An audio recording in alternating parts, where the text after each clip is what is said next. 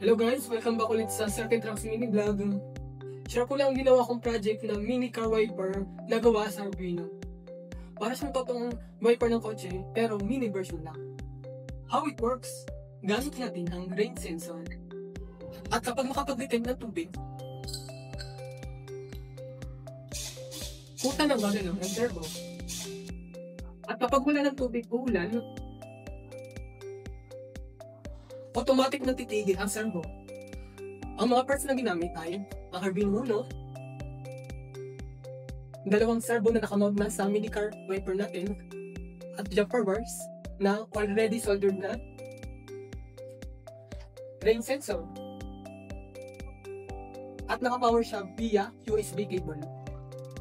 Madali lang siyang gamitin. Kukonect mo yung digital pins ng rain sensor at servo sa Arduino. At bukod doon, yung servo, imamount mo siya sa parang model ng car natin na parang totoong kotse. Bigyan na friend project ito para matulungan mo ang servo, sensor, at patuloy force ng Arduino. Wow!